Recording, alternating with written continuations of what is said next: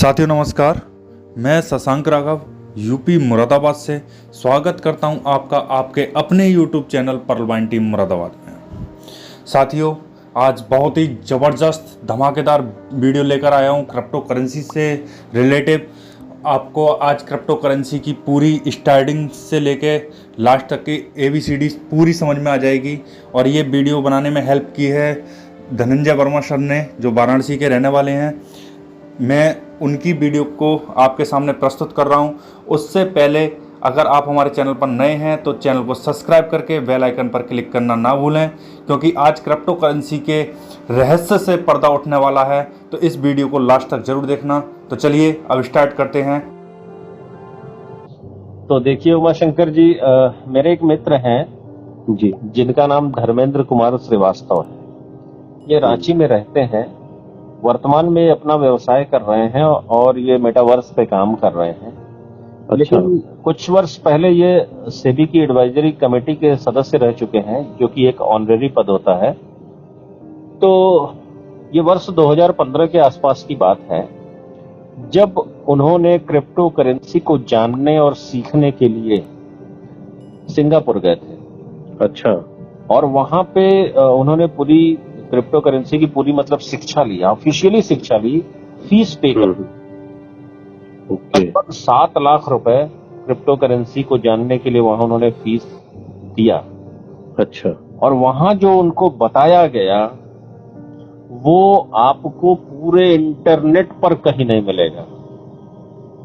अच्छा। वहां पढ़ाई हुई, फिर उन्होंने 2 लाख रुपए और फीस पे किया और ऑनलाइन एग्जाम दिया अमेरिका की एक संस्था से।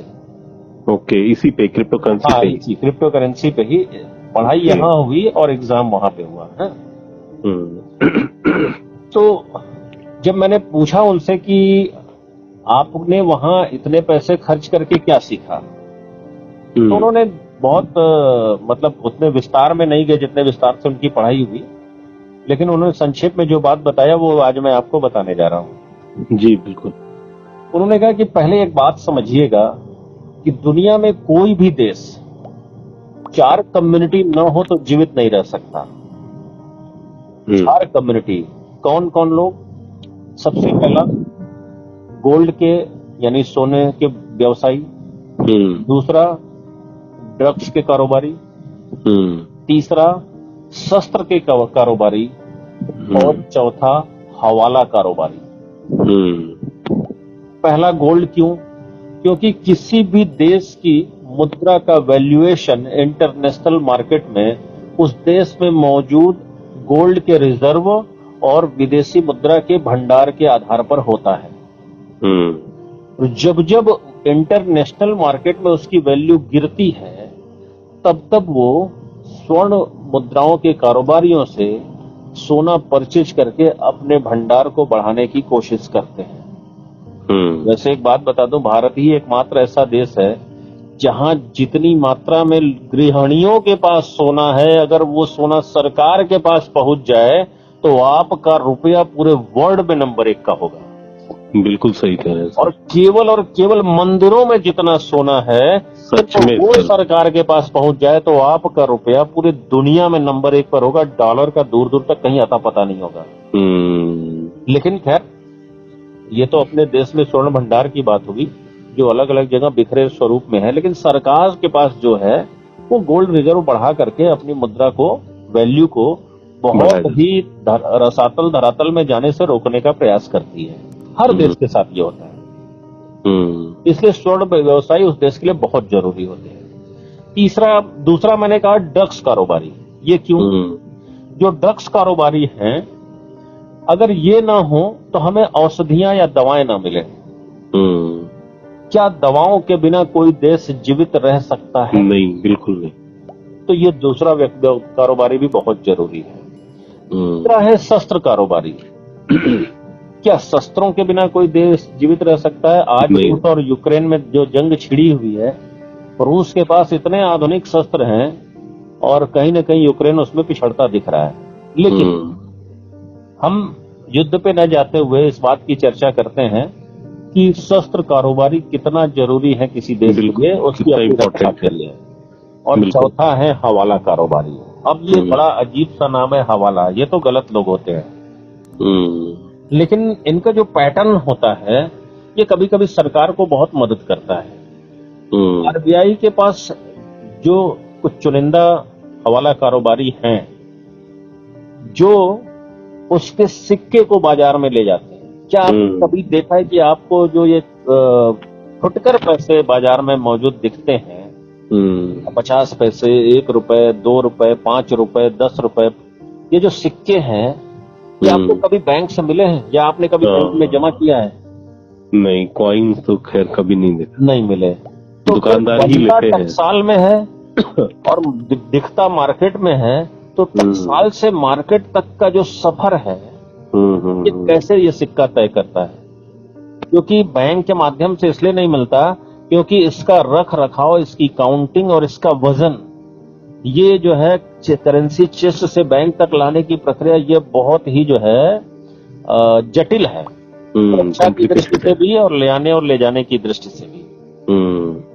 तो ये हवाला कारोबारी का यहाँ रोल आता है।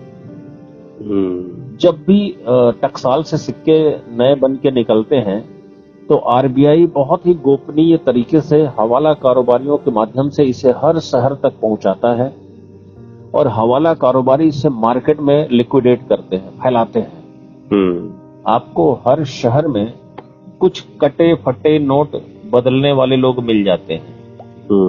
कभी भी आप इनसे बड़ी मात्रा में फुटकर पैसे मांगेंगे, जो आजकल चिल्लर का जो प्रॉब्लम होता है वो इनके यहाँ से मिल जाते हैं। आप जितना चाहें इनको पूछेंगे मिल जाएंगे, नया मांगेंगे तो नए भी मिल जाते हैं, पुराने भी मिल जाते हैं। तो ये भी एक कैरियर है सिक्के को मार्केट में लिक्विडेट करने में। और जब भी आरबीआई के टकसाल से कोई कंसाइनमेंट ऐसा हर शहर में पहुंचता है तो उस शहर की सर्वोच्च अथॉरिटी को ही सिर्फ ये बात पता होती है, तो वो उनको पूरी सिक्योरिटी मुहैया कराते हैं। अब हवाला कारोबारी क्यों, इससे देश का क्या ताल्लुक? क्योंकि हर देश में एक निचला तबका होता है जो अगर छुट्टा पैसे न हो तो वो सरवाइव नहीं कर पाएगा। जैसे मोची हुआ, पान वाला हुआ, रिक्शा वाला हुआ, ये जिनके पास बैंक अकाउंट तक नहीं होते। अगर खुदरा पैसे इनको न दिए जाए, न मिले, तो इनका जीना दुश्वार हो जाएगा, मुहाल हो जाएगा, बड़ी परेशानी में आ जाएंगे। तो इसलिए हवाला कारोबारी भी जरूरी है। ये जितने भी लोग हैं ये सब के सब सरकार के आदमी नहीं है, सब प्राइवेट है। और जो कि सरकार के अंडर में काम करते हैं, जो सरकार के आड़े वक्त पे काम तो आते हैं लेकिन सरकार इनके किसी काम नहीं आती। जैसे आप मान लीजिए कि सोना का व्यवसायी है या फिर दवा का कारोबारी है, अगर वो किसी दूसरे देश से दवा का कोई कारोबार करता है तो उसे अपना पेमेंट जो भेजना पड़ता है उस देश में, मान लीजिए वो इंडिया का है और वो अमेरिका में भेज रहा है, तो उसको एक्सचेंजर के माध्यम से ये पैसे भेजने पड़ते हैं क्योंकि वहां डॉलर चलता है। और एक्सचेंज में सबसे बड़ी समस्या है कि 2% से लेके 25% तक अलग अलग स्लैब पे ये कन्वर्जन चार्ज ले लेते हैं, एक्सचेंज करने का चार्ज लेते हैं, रुपए को डॉलर में बदलने का चार्ज ले लेते हैं। अगर दवा का कारोबारी यहाँ फैक्ट्री लगा के रखा है तो मशीनें मान लीजिए अमेरिका से आ रही हैं या इराक से आ रही हैं या कहीं दूसरे कंट्री से आ रही हैं, तो वो देश की मुद्रा में पेमेंट उसको करना है, रुपया वहां नहीं चलता। तो सरकार इनसे काफी चार्ज कर लेती है केवल मनी कन्वर्जन का। इससे ये बड़े परेशान रहते हैं। ये चारों जो वर्ग है बहुत परेशान रहता है।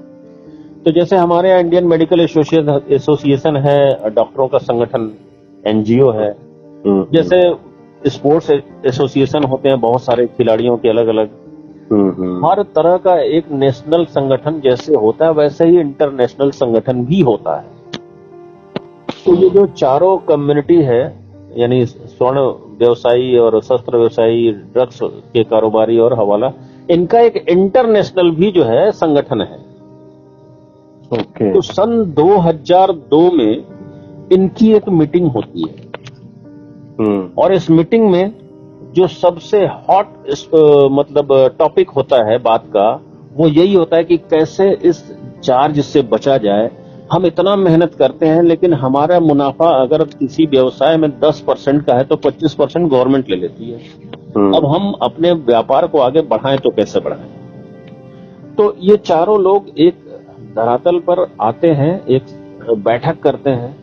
बहुत हायर लेवल के लोग जो इंटरनेशनल पदाधिकारी होते हैं अपने अपने संगठन के, ये बैठक करते हैं और वहां ये एक डिसीजन होता है।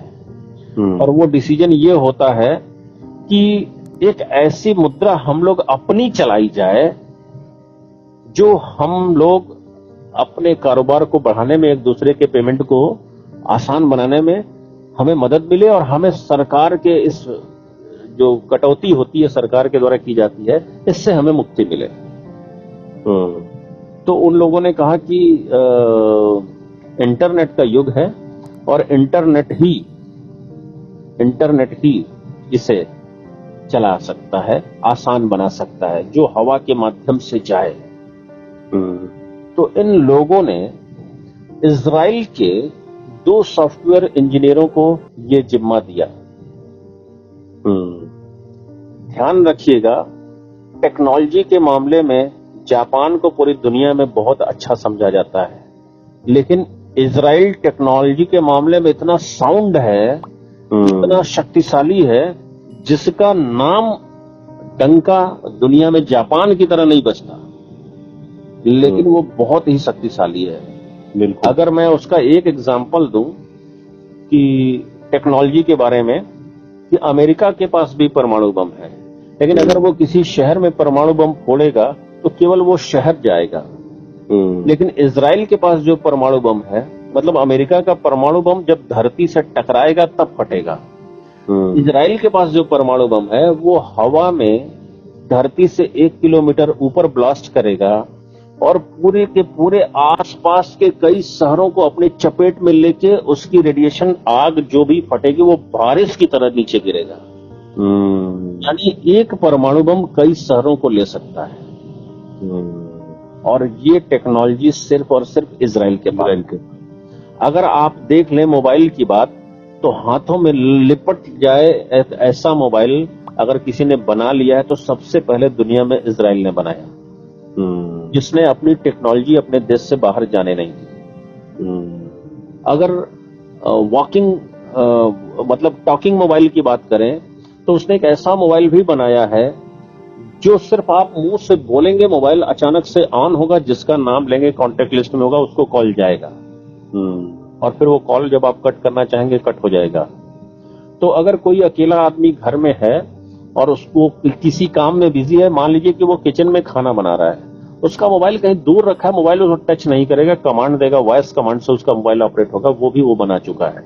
दोनों तरफ से ट्रांसपेरेंट दिखने वाला मोबाइल भी सबसे पहले इजराइल ने बनाया। टेक्नोलॉजी के मामले में इजराइल इतना साउंड है, लेकिन जापान ने यूजर फ्रेंडली टेक्नोलॉजी पे ज्यादा काम किया, जो उपभोक्ताओं को ज्यादा तेजी से पसंद आता है।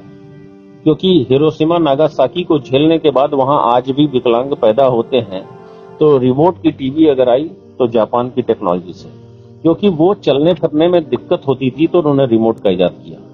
इस तरीके से जापान बहुत सारी ऐसी टेक्नोलॉजी पे काम किया जो हमारे घरेलू काम काज उपयोग गैजेट्स वगैरह में बड़ा काम आते हैं।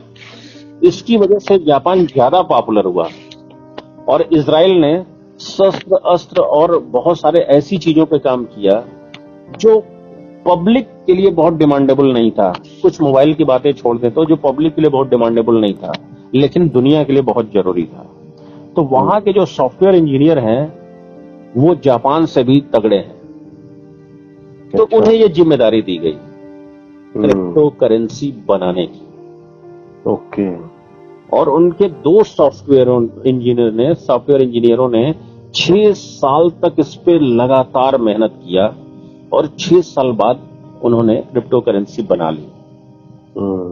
और बनाने के बाद पूरी व्यवस्था इन चारों कम्युनिटी के पदाधिकारियों को समझाई। इन चारों कम्युनिटी के लोगों ने अपने संगठन के माध्यम से एक अमाउंट एक अमाउंट फिक्स किया और सब ने उस अमाउंट को एक संस्था बना करके वहां जमा किया। मान लेते हैं वो अमाउंट 1000 करोड़ है, तो चारों संगठनों ने 1,000 करोड़ दिया तो 4,000 करोड़ हो जाते हैं। अब क्रिप्टो करेंसी का आदान प्रदान ये आपस में अपने व्यवसाय को बढ़ाने के लिए करते हैं। जो जिस देश में होता है उस देश की संस्था के, उस संगठन के व्यक्ति के द्वारा वहां पे उसको लिक्विडेट कर दिया जाता है उस देश की मुद्रा में। इसके लिए उन्होंने एक फंड बनाया, मतलब एक रिवॉल्विंग फंड जैसे होता है ना, वैसे एक फंड बनाया जिसमें सब अपना योगदान करते थे।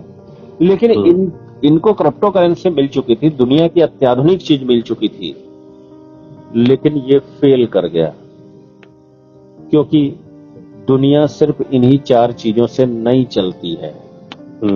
इनकी कम्युनिटी में कोई दूसरे व्यवसाय के लोग शामिल नहीं हुए। जैसे खाने पीने का भी कारोबार होता है, वो उनके व्यवसायी शामिल नहीं हुए। जैसे मैं कहूं कि रिटेल व्यवसायी कपड़े वपड़े का काम करते हैं, जो रेडीमेड गारमेंट्स के व्यवसायी, ऐसे लोग शामिल नहीं हुए। बहुत सारे जरूरी बिल्डिंग मटेरियल्स के काम हैं जो बहुत जरूरी है, इंफ्रास्ट्रक्चर से जुड़े, रिफाइनरी से जुड़े, ऑयल से जुड़े, बहुत सारे लोग इनमें शामिल नहीं हुए। नतीजा ये टेक्नोलॉजी, मतलब ये लोग जो व्यापार करते थे इसमें फेल साबित हो गए। लेकिन टेक्नोलॉजी का इजाद हो चुका था। अब यहां पे एक सीन हम दूसरी जगह से लेते हैं। अमेरिका एक ऐसा देश है जो वर्ल्ड पे राज करना चाहता है। सेकेंड वर्ल्ड वॉर के बाद उसने बहुत सारे, मतलब आप कह सकते हैं कि अविकसित और विकासशील देशों को डॉलर के रूप में मदद किया। आज अमेरिका का डॉलर आज भी पूरी दुनिया में अंतरराष्ट्रीय व्यवसाय के मामले में ज्यादा एक्सेप्टेबल है, स्वीकार्य है। यूरो उससे ज्यादा वैल्यूएबल होते हुए भी ट्रेड के मामले में, व्यापार के मामले में अपनी जगह बनाने के लिए लड़ाई लड़ रहा है। और उससे कम वैल्यू होने के बावजूद भी पाउंड और यूरो लड़ाई लड़ रहे हैं और डॉलर, अमेरिकन डॉलर जो है पूरी दुनिया में राज करता है। तो बहुत सारे छोटे छोटे देश अमेरिका पे आश्रित हो गए थे। लेकिन सेकेंड वर्ल्ड वॉर के बाद बहुत सारे देशों को एक बात समझ में आ चुकी थी कि हम आर्थिक रूप से गुलाम हो चले हैं अमेरिका के, और इससे बाहर निकलने का एक ही है, और वो है कि हम सेल्फ डिपेंड हो, सेल्फ डिपेंड। तो उन्होंने शिक्षा पे काम शुरू किया और धीरे धीरे धीरे धीरे कई दशकों के बाद ये देश धीरे धीरे धीरे सेल्फ डिपेंड होने लगे। इसमें आप दुबई का नाम ले सकते हैं, सिंगापुर का नाम ले सकते हैं। हर देश ने अपने अपने स्तर पे तरक्की थोड़ी सी हासिल की, और जैसे जैसे वो तरक्की हासिल करते गए वैसे वैसे वो उनकी अमेरिका पर से निर्भरता कम होती गई। अब ये बात अमेरिका को समझ में आ चुकी थी कि दुनिया पे राज करना है तो देशों को आर्थिक रूप से गुलाम बनाना पड़ेगा, और उसका डॉलर अब कोई स्वीकार करेगा नहीं। आने वाले दौर में डॉलर ज्यादा दिन टिक नहीं पाएगा। तो उन्हें एक ऐसी मुद्रा की तलाश थी जो दुनिया पे उनका बादशाहत कायम कर सके, और उन्हें क्रिप्टो करेंसी जैसी चीज बनाई जा चुकी है इसका पता चल चुका था। लेकिन बनाई जा चुकी थी, उसके बाद पता चला, तो उनको यह भी पता चला कि इसका कोई मालिक नहीं है और न मालिक बन सकता है। लेकिन इनको दुनिया पे राज करना था, दुनिया का गुलाम बनाना था, और इनकी कोई अपनी इजाद थी भी नहीं। तो इन्होंने उन दोनों सॉफ्टवेयर इंजीनियरों को अपने यहाँ हाईजैक कर लिया, अपहरण कर लिया, अपने यहाँ मतलब मेहमान बना लिया, उनको बहुत लग्जरी और सुविधाएं दी, और सारी रात जानने की कोशिश की कि क्या, कैसे हम इनको बिटकॉइन को संचालित कर सकते हैं, जिसका नाम बिटकॉइन बाद में पड़ा, कैसे हम इसको संचालित कर सकते हैं। तो वो बोला कि ये संभव नहीं है कि संचालित किया जा सके, लेकिन आप ज्यादा से ज्यादा बिटकॉइन पे अपना हक जमा सकते हैं। पूछा गया कैसे, तो उन्होंने बताया कि इसके माइनर्स बन करके, इसके ज्यादा से ज्यादा हैकर्स पैदा कर करके। तो अमेरिका के 1.5 लाख ब्यूरोक्रेट्स शब्द मैं इस्तेमाल कर रहा हूं, ये सबसे ज्यादा बिटकॉइन की माइनिंग में काम लगे हुए हैं। इनको हैकर्स कहा जाता है, और ये जो काम करते हैं उसको माइनिंग कहा जाता है, जो ब्लॉकचेन पे माइनिंग होती है, एक एक ट्रांजैक्शन को क्लियर करते हैं। तो क्योंकि सबसे ज्यादा माइनर्स अमेरिका के हैं, इसीलिए अमेरिका की बादशाहत इस पे रही। लेकिन जैसे जैसे इंटरनेट ने पूरी दुनिया में विस्तार पाया 2012 के बाद, वैसे वैसे ये बात भी सबको पता चलती गई कि बिटकॉइन की माइनिंग का जो सोर्स है, जो उसके कीज हैं, ये ओपन डेटाबेस में, इसको कोई भी कर सकता है। तो दूसरे देशों में भी माइनिंग का कार्य शुरू हो गया। लेकिन अमेरिका सबसे पहले इस राज को जाना, तो उसने, अच्छा, वो ये कभी दुनिया को बताना भी नहीं चाहता था कि ऐसी कोई चीज है जिसको हम थोड़ा सा कंट्रोल करने की कोशिश कर रहे हैं। तो उसने 2 शब्द चुने जापान की जो है भाषा में से, सातोशी, जो दशमलव के 8वें हिस्से को कहा जाता है। सॉरी, दशमलव के बाद 1 करोड़ के लिए कितने जीरो लगते हैं, जरा देख लीजिएगा। इकाई, दहाई, सैकड़ा, हजार, 10,000, लाख, 10 लाख, करोड़। यस, 8वें हिस्से को, 8वें हिस्से के का जो होता है उसको सातोशी बोलते हैं। तो वहां से उन्होंने सातोशी लिया, और नाकामोटो का मतलब होता है जापानी भाषा में चमत्कार। कभी कभी आप बच्चों के कार्टून चैनल पे चले जाइए, वहां पोगो और कार्टून नेटवर्क पे, वहां कुछ कार्टून में नाकामोटो शब्द का इस्तेमाल होता है। नाकामोटो मतलब चमत्कार। चूंकि बिट मतलब छोटा और कॉइन मतलब सिक्का, इस छोटे से कॉइन में वो चमत्कार भरा हुआ था, तो इन्होंने सातोशी नाकामोटो नाम दिया, ताकि दुनिया को ये पता चले कि ये जापान ने इजाद किया है। कोई एक नाम तो देना था। अगर जापान ने इजाद किया है तो जापान ने खुद इसको मान्यता क्यों नहीं दी?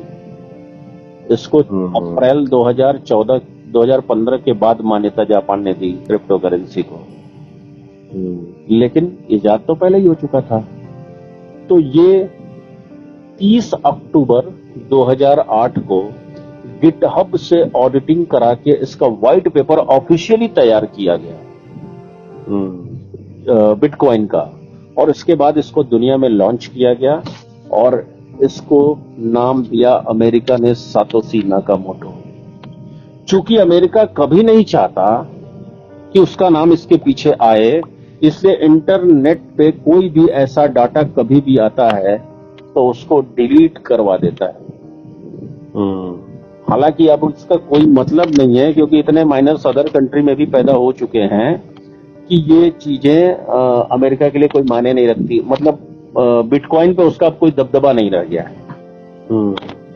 खैर, लेकिन आप कह सकते हैं कि बिटकॉइन का अस्तित्व मार्केट में इस तरीके से आया, और इस तरीके से सातोशी नाकामोटो का नाम दुनिया के सामने आया। ये बात, ये मैं, इसमें मेरा कोई ज्ञान नहीं है। जो उन्होंने सिंगापुर में पढ़ाई की, जो उन्हें पढ़ाया गया, ये वो बात है। इस तरीके से सातोशी नाकामोटो आए, और अमेरिका ने खुद उन्हें इंटरनेट की दुनिया में हर जगह सातोशी नाकामोटो के नाम से दर्ज कराया है, जो हम आज तक पढ़ते हैं। चाहे आप विकिपीडिया उठा लीजिए बिटकॉइन का, और चाहे कहीं भी देख लीजिए उठा के, लेकिन कोई दूसरा डेटा नहीं आता है। लेकिन जो लोग भी सिंगापुर से ऑफिशियल क्रिप्टो करेंसी की पढ़ाई करते हैं, उन्हें ये बात पता है। ये मेरी एक छोटी से उनसे बातचीत हुई, तो मुझे ये बात पता चला। अब इसमें कितनी सच्चाई है, या तो सिंगापुर वाले बताएंगे, या तो हमारे वो मित्र साहब बताएंगे जो पढ़ के आए हैं। लेकिन कोई क्यों झूठ बोलेगा, और कोई ऐसी कल्पना क्यों करेगा? डेफिनेटली उनको पढ़ाया गया होगा, ऐसा मेरा विश्वास है। तो मैं ये बात आपको आज बता पा रहा हूं। तो सातोशी नाकामोटो के पीछे का टोटल रहस्य ही यही है। लेकिन टेक्नोलॉजी ने अमेरिका के सपनों को आगे बढ़ने नहीं दिया, क्योंकि बिटकॉइन एक ऐसी टेक्नोलॉजी से चलता है जिसपे कभी कोई उसका मालिक नहीं बन सकता। लेकिन उसको ज्यादा से ज्यादा माइनर्स पैदा करके उन्होंने अपने हक में बिटकॉइन को संचालित करने की कोशिश अवश्य की। इसीलिए आप कभी ध्यान देंगे 2012 से पहले तक जो बिटकॉइन का पूरा सेंटर रहा है वो अमेरिका ही रहा है। हमेशा ध्यान दीजिएगा 2015 से पहले जब भी बिटकॉइन में उतार और चढ़ाव होता था तो वो अमेरिका में खरीद और फरोख्त जो होता था यूरोपियन कंट्री में जो होता था उसके आधार पे। जब भी बहुत ठंड पड़ती थी, घर से बाहर निकलना मुश्किल हो जाता था, तो ये लोग बिटकॉइन बेच करके अपना जीवन आजीविका चलाते थे। उस समय बिटकॉइन अचानक से डाउन हो जाता था और जब गर्मियां आती थी, मौसम अच्छे होते थे, तो ये परचेज करके रखते थे कि फिर से ठंड में हमें जरूरत पड़ेगी, तो बिटकॉइन का रेट ऐसे मौसम में चढ़ता और उतरता था। लेकिन 2012 के बाद से जब बिटकॉइन की कम्युनिटी इंडिया में या एशिया के रीजन में इसके जो है कम्युनिटी बढ़ने लगी और यहाँ से खरीद फरोख्त होने लगी, तो ये जो फिलॉसफी जो बहुत ठंड पड़ने पे उसका रेट गिर जाता था, ये फिलॉसफी बदल गई। फिर डिमांड और सप्लाई पे चलने वाली चीज है, कभी भी ये घट जाती है और कभी बढ़ जाती है। ये डिपेंड करता है कि लोग इसको कैसे खरीद रहे हैं। क्योंकि ब्लॉकचेन का वर्जन वो फर्स्ट जनरेशन का ब्लॉकचेन था और अब जो है 5th जनरेशन का ब्लॉकचेन आ चुका है। आज पुराने वर्जन पे चलने वाले ब्लॉकचेन पे चलने वाले बिटकॉइन अगर उसको ब्लॉकचेन से वॉलेट से वजेस पे ट्रांसफर करें तो कभी कभी 3 से 4 घंटे लग जाते हैं और कभी कभी 12 से 16 घंटे भी लग जाते हैं एक बिटकॉइन के ट्रांजेक्शन क्लियर होने में। अब जिसका 52 लाख का बिटकॉइन 16 घंटे तक फंस जाए उसका तो हार्ट अटैक से मौत हो जाएगी। बिल्कुल सर। लेकिन एड्रेस है, एड्रेस पे डाला है तो वो जाना ही जाना है, ठीक है ना, तो वो जाता है। लेकिन अभी जो 5th जनरेशन का ब्लॉकचेन आ चुका है, ये चंद सेकंडों में ट्रांजैक्शन क्लियर करता है। तो इसलिए वो पहली बार दुनिया के सामने प्रस्तुत किया गया था। वो एक इजाद था जिसको लोगों ने जाना और समझा नहीं था कि दुनिया इसे किस रूप में लेगी। लेकिन जब इसका भविष्य सामने आया, दुनिया इसे स्वीकारने लगी, जब ये चल निकला, तो ब्लॉकचेन में भी कई सारे अमेंडमेंट हुए, मतलब शोध हुए और उसको भी हाईटेक बनाया गया। आज उसका 5th वर्जन आ चुका है। तो आप कह सकते हैं कि ये जो क्रिप्टो करेंसी का सफर है, इसकी वजह दुनिया की वही 4 कम्युनिटी है जिसकी वजह से कोई एक देश सरवाइव नहीं कर सकता। जो वहां पढ़ाया जाता है, ये बात मैं बता रहा हूं। तो इस तरीके से सातोशी नाकामोटो का जन्म हुआ। क्या आज के पहले आप जानते थे कुछ ऐसा? नहीं सर। तो आज आप जान लीजिए। है ना, अद्भुत जानकारी। मैंने भी सुना था तो मुझे भी बहुत आश्चर्य हुआ था, लेकिन इस सच पे यकीन कैसे ना करूं, क्योंकि कौन है, कहां रहते हैं, ये संभव नहीं है। भगवान राम का अस्तित्व हम इतिहास में से खोज लाते हैं, ईसा मसीह का खोज लाते हैं, सही बात है, मोहम्मद साहब का खोज लाते हैं, सातोशी नाकामोटो का नहीं मिलेगा। इम्पॉसिबल, हो ही नहीं सकता। तो इसलिए मुझे इस बात पे यकीन हुआ। और वो क्यों कोरी कल्पना गढ़ेंगे? उन्होंने 7 लाख रुपए खर्च किए भाई, केवल ज्ञान सीखने के लिए 2 लाख रुपए पैसे खर्च किए। उन्होंने इसका एग्जाम देने के लिए 9 लाख खर्च करके जो क्रिप्टो करेंसी को सीखेगा वो झूठ क्यों बोलेगा? तो फिलहाल यही बात सामने आती है जो मेरे तक पहुंची। तो ये है क्रिप्टो करेंसी का रहस्य, सातोशी नाकामोटो का रहस्य।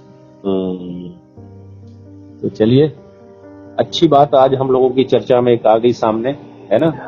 बिल्कुल सर।